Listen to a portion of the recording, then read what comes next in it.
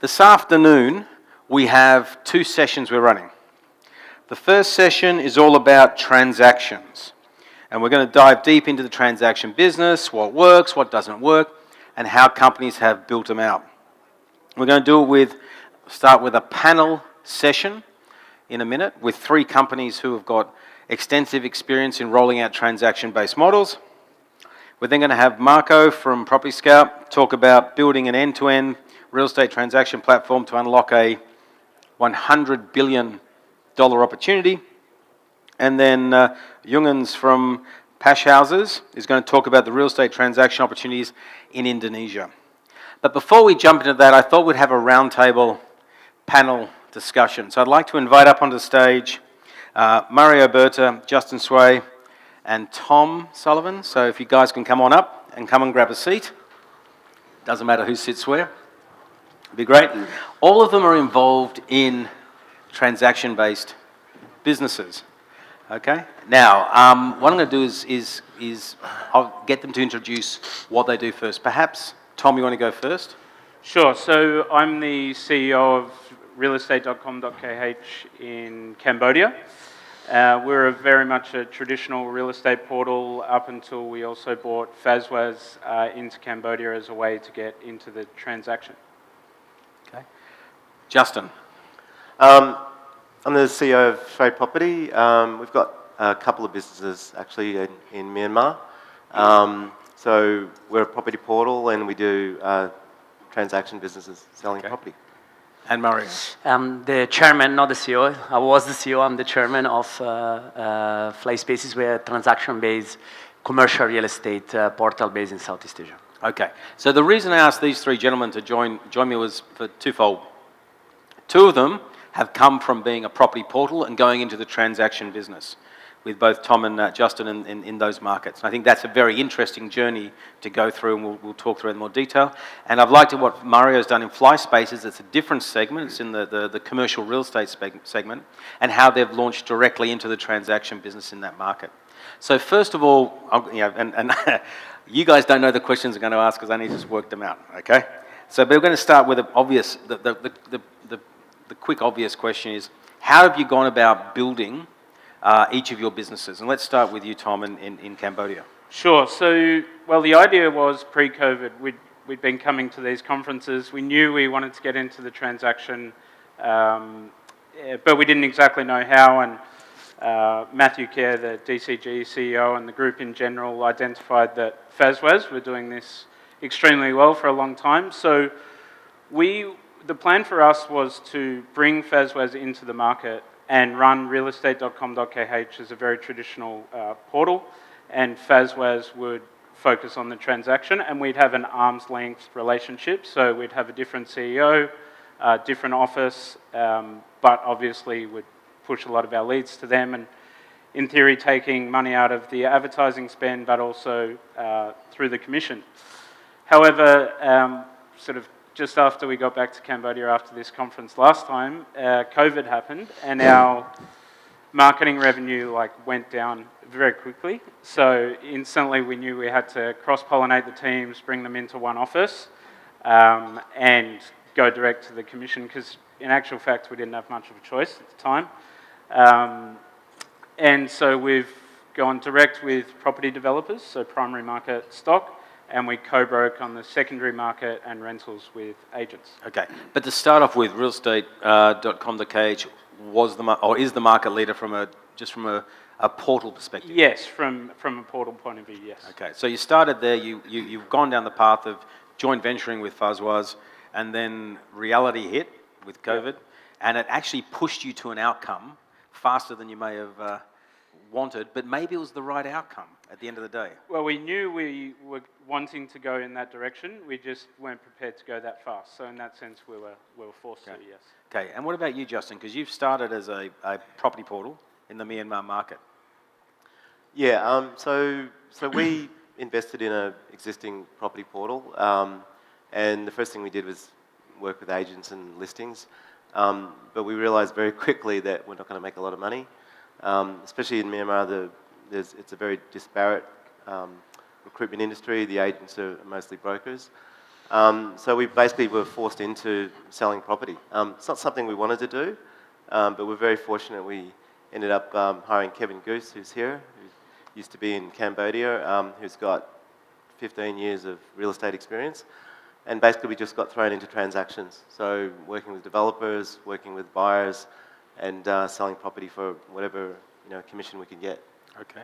We're going to dive deeper into this in a moment. And Mario, what about your business? Because you started as a transaction business. Yeah, so we were transaction by nature. We started since the one we transaction. I think if we look on the reason why is that on the landlord side, landlord on commercial office space are a bit reluctant to pay advertisement, but they're very accustomed to pay transactional fees. Then it goes down to you on how good you are in negotiating those fees. But that's why the nature of our business has been transactional. Okay. So when you think about building these businesses, and let's start with you two because you've come from the same position, the traditional property portal, advertising revenues, banging all the doors of agents, trying to get them to pay their $10, $20 if you're lucky maybe, right? Because there's small tickets in these markets. How easy has it been to transition to these transaction-based businesses? Is it walk in the park, no worries? Or have you, because the inherent fear people have is all your advertising revenue is going to disappear, the agent's going to pull their listings, and they're going to hate you. What's been the reality? So for us, like some things were really easy, and then we're still working through some things. So what was good for us in terms of us going direct to developers was that most of the agents in Cambodia were not selling primary market stock anyway. So we weren't really on that turf by going direct to developers for that. And we'd always worked directly with developers for their marketing spend. So they'd been asking us forever to work on commission. And then with the agents, because when we first started to get going, and still today, we took away their marketing cost and just co-broke on deals with them for the secondary market and rentals. So in theory, it's a better model for them as well. Okay, so in co-broking, you're sharing commission. We are. What's the commission rates? So for a 12-month lease, it's 1 month commission. Okay, and then you share that, what, 50-50 or? 50-50, yeah. Okay, and for sale transactions? The same for secondary market, yeah, it's 3%. Okay. So yeah, less attractive, obviously, as an off-plan property, which you can get roughly 10% commission for an off-plan condominium. Yeah. So it's safe to say you've had a soft landing into the transaction business. You don't have your own sales guys? We do, yeah. We have our own in-house agents, yeah. Okay. So don't they compete with your customers? So in terms of primary market, so we generate the lead, we hand them to an in-house agent, and we're not competing with our customers because they were never focused on the primary market anyway. Okay. On the co-broking side, yeah, we're still working on automating a lot of it. So there's a lot of sort of hands on it on the lead in-house, so it goes into a customer service team, then handed into a in-house agent who then co-brokes with the external agent. And we have to do that because there's trust issues in the market, and even though you want to solve certain things via sort of technology and automation with agents logging their deals and stuff like that, there was just too much leakage. So at the moment, we're still working on how to automate that. Yeah. Okay. What about just in your business? Because how have you done it? You've transitioned into the transaction. Do you have your own sales guys? Do you partner with the industry? What's the approach you've taken? We do a bit of both, but we mainly have our own sales guys. So very similar to Cambodia, a lot of the developers don't really work with agents, particularly for the primary market. The big difference is you don't want to upset the agents because they also pay you for listings, and you need the listings even if they don't pay you a lot in order to get the traffic, etc. So what we did, we actually watched you guys in Cambodia, kind of did what you did, and we actually created a different brand. So it's called Myanmar First Real Estate, which is our agency business, and Shweproperty is our portal business. There's a little bit of overlap, But by simply just changing the name and the brand, the agents actually were happy, which is surprising. But yeah, we have our own salespeople, and what we did was we focused very much on inventory. So you have to have good inventory pipeline, so properties that will sell. In the old days, I think one year we sold like 421 properties, but they were very cheaper properties. Now we focus on more higher value properties, and then we look at the commission. We don't look at the percent per se, so we look at more the monetary value. So if you're selling a $300,000, $500,000 property, you're probably okay with 2-3%. But if you're selling a $100,000 property, you want 3, 4, 5%. So the contracts and the commission value is really important for us. Okay, so the transition has been roll it out, use a combination of your own sales force and working with the industry. Yeah, mainly our own sales force. We do co-broking from time to time, but for us, it's more effective to have our own sales force. One, because we control the inventory and we can control the commission, and we take all the leads and we sell whatever we can. So we're always way ahead of the agents, basically. Okay. And what about your model? Because it's different again. So what's the underlying financial model for FlySpaces? It's purely commission-based. We do, in the masterclass you had yesterday with all the how vertically integrated you are. No? So we generate our own leads, we negotiate, and we close, right? And payments generally go through the landlord, and then we have 30 days receivable, 60 days on times. That's the only issues that you get. But big developers always pay, so it's not a problem. So that's pretty much what we do. We have acquired real estate brokerage licenses in every market where we operate. Especially, Singapore is a very stringent regulation. And so that's what we've been doing.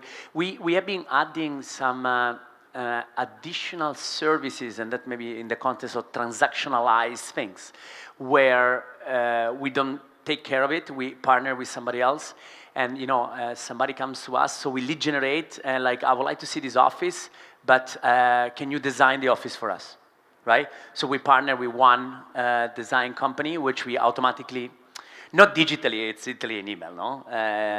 Where this company is going to create the design, and then we really stick to the office transaction, right? Our job is to make an email introduction to the design company, and that's it, right? Do you take a commission on We take a commission. In case the deal goes through, we do take a commission. Right. Right? About 10% of the total value of The design. of the design, which is considerable sometimes. Yeah. Right? And then you've got that, plus you take 8%. So depends on the market, depends on the landlord. With flexible office space operator, we can go up to 15%, 1.5. Especially back in the day, WeWork was very generous. Now a little bit less.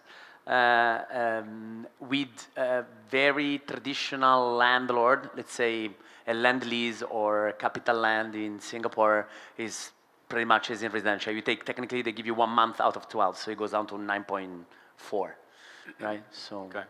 And when we think about building these businesses, I want to dive into the challenges that you've faced, because there's clearly a lot of hurdles to overcome, either from moving from the advertising model to the transaction model and so on. Let's start with you, Tom. What have been the 2 or 3 major issues that you've had to face in making this transition? I think shifting the mindset of our team, which some people moved with it and some people didn't, and so we've got a very different team now. I think also being able to forecast revenue. So when you're selling subscription advertising, you more or less know what's coming in next month, so you can make decisions based on that.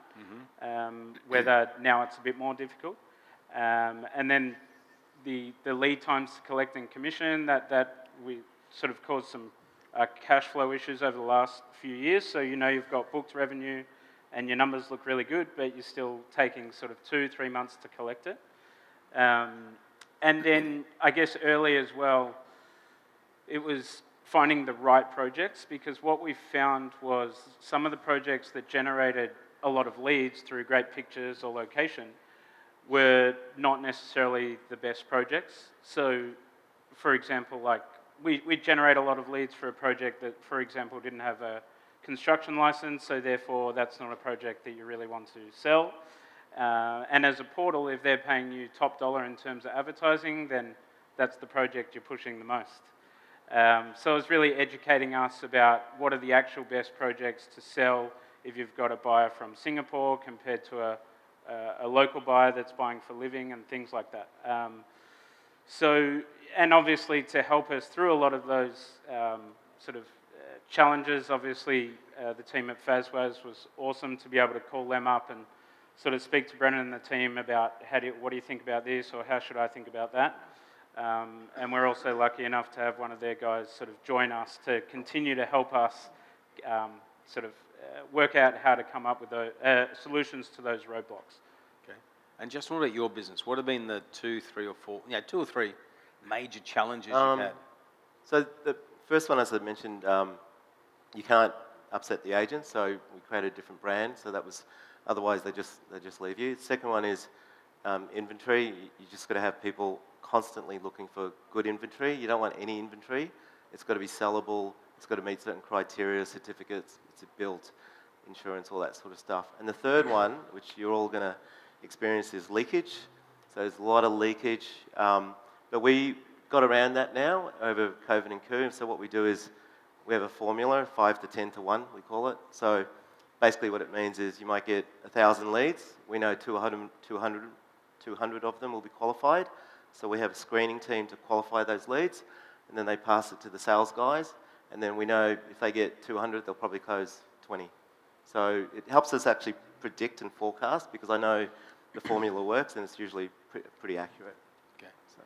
And what about building in the FlySpaces business? Yeah, so first of all, I completely agree with Tom, right? When you switch from classify ads to transaction, you enter a completely different world, completely different people. So I completely agree with that statement.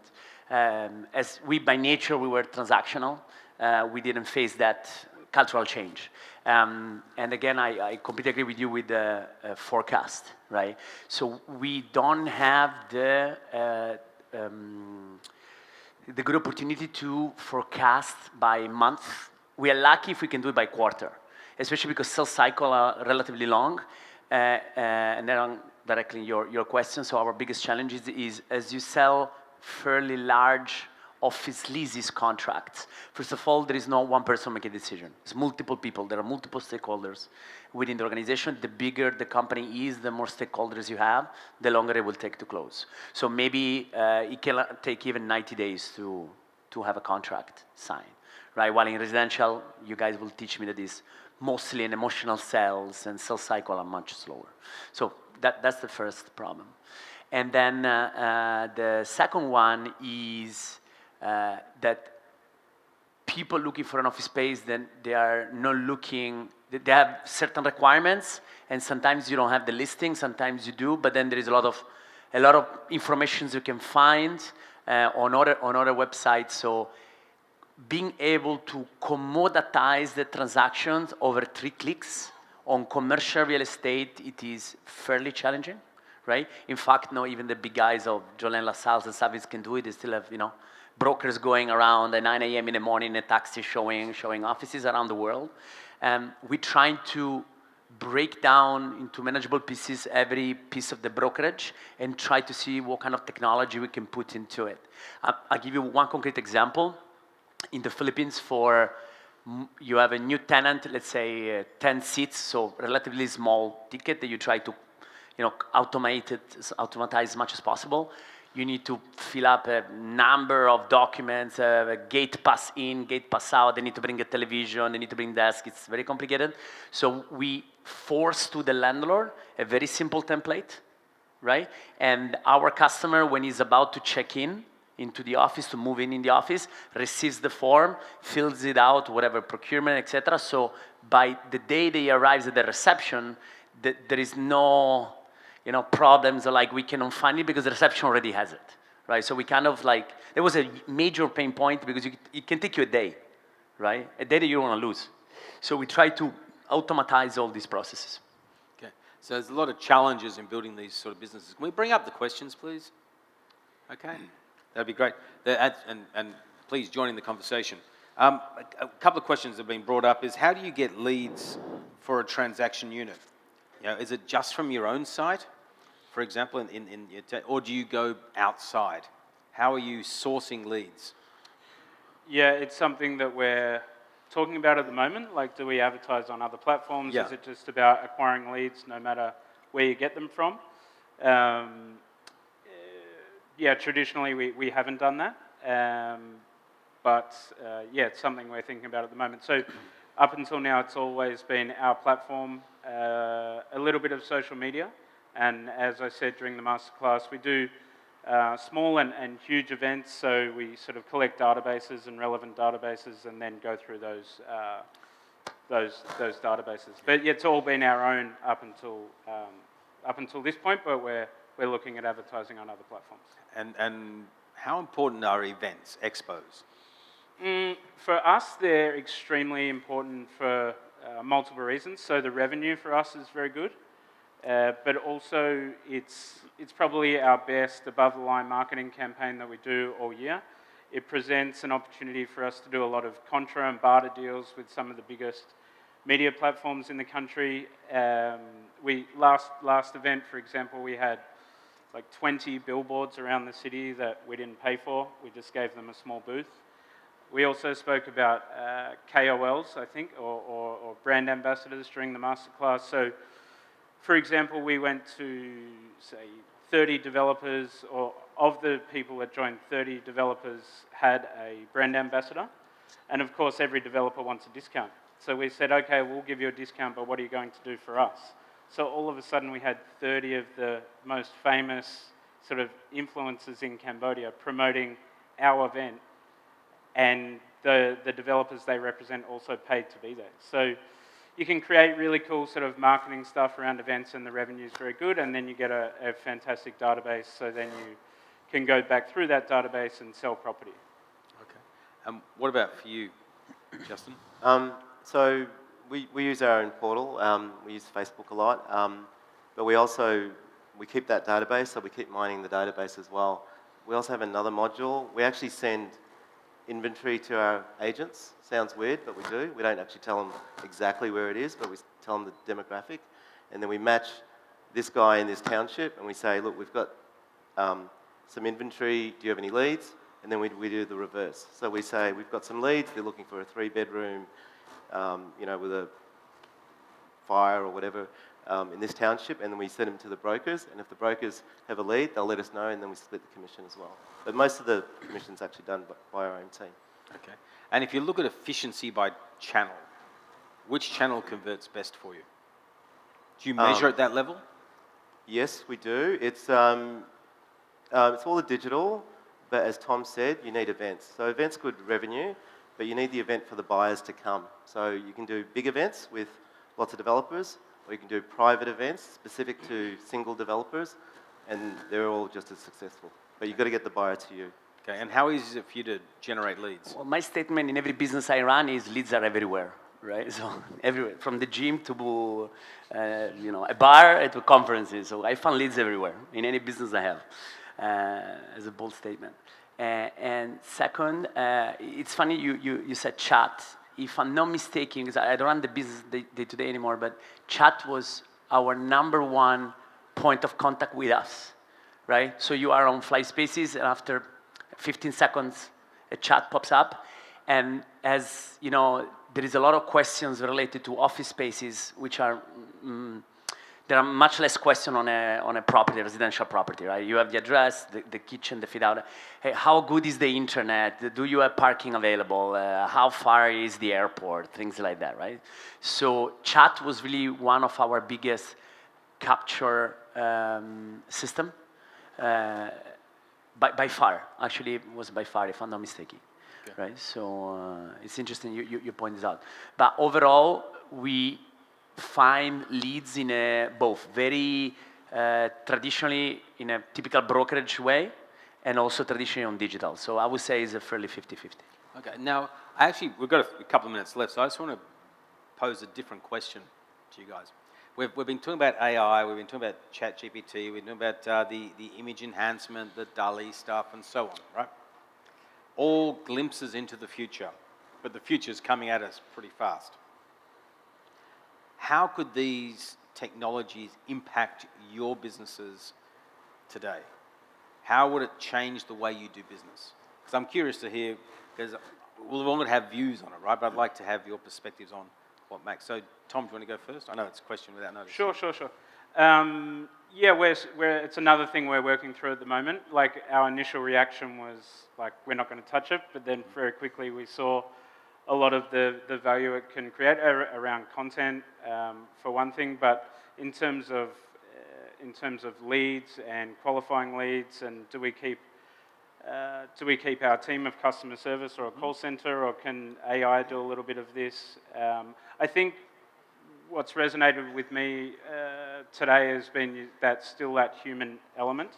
I think that'll continue to be important. But yeah, that's what we're looking at the moment. Will it help a lot more with qualifying leads? Okay. Take away a lot of the human work and the human error in the process. Yeah, especially in a country like Cambodia where English is a second language. So if you're generating leads from English-speaking leads, and the sort of broken English that the potential investor is receiving, then they'll be like, the investor might lose confidence around actually buying through you. Okay. Justin, what about your part of the world? I think the biggest risk is the buyer going straight to the developer, right? So they don't need you anymore. So it's important that you've got the right inventory, and even if it's similar inventory, because when the buyer comes in, if they're not interested in this project, you can just flip them to another project. So that works out really, really well. Could AI do that for you, though? Or could AI do that for them? Yeah, potentially. And cut you out of the process? Yeah, potentially, and that's why the inventory is important. So the contract that you have, if you've introduced the buyer first and you've got exclusivity, then that makes a big difference. But AI can definitely flip it this way or that way. Well, so maybe what sits on top of all this is the importance of brand. And that's, is it Shweproperty or realestate.com.kh or FlySpaces equals a trusted brand. You come to us, what the English say, it says does what it says on the tin or whatever it is, right? Yeah. And maybe that's what's sort of quite important. Yeah, critical in this absolutely. process. Yeah. And what about Fly? How do you see the I have no AI? idea, man. But how would you embrace I more than ChatGPT and AI, etc., which will have an impact on the platform level. No, something will upgrade the platform, and hopefully we'll be able to commoditize faster the transaction. But it's mostly on the consumer behavior, the post-COVID world, the things are changing, where my investor, most of them own large grade A office building, which we discussed this yesterday. Up to 2019, every big fund wanted to have grade A office building in major financial center. In 2023, you will ask the same question, they will tell you no, right? I'm actually trying to sell them, right? Because up to 2019 was peak of demand office space around the world, economic growth, and then in a post-COVID world, you have people that don't want to go back to the office, and every company has its own methodology. Now, there is not a manual being written before. Before we had a manual, 9 to 5 at the office, regardless of the industry where you are, right? Yeah, maybe San Francisco was a bit more, flexible, but 99% of the company around the world had employees at the office 9 to 5. That's not the case anymore. So how can you use the latest technology to grasp these new consumer that now they don't want to use the office? Are they going to work from home? Are they going to work from a cafe? Are they going to work from a co-working space?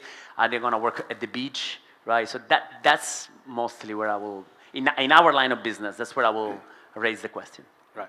So what I learn out of this session, in wrapping up is the transition from a portal to a transaction business is. There are some challenges, but just do it and get on with it, because you're gonna live in a world where you co-opetition with your customer. Second thing is, don't fear the future. There's going to be a bunch of technologies. You're going to have to embrace them, no matter what they are, whether it is the AI stuff or whether it is changing consumer behaviour. The consumption of your product is very different. The underlying supply of it. So thank you very much for taking the time. Gentlemen, it's been fantastic to hear about your stories, what you've been doing, and the challenges and how you've overcome them in building out these transaction businesses. And I suggest anyone who's thinking about this or wanting getting even further information, just grab you over a coffee at the break and ask you some questions. Thanks, Simon. Thanks, guys. Thanks, Simon. Thank you.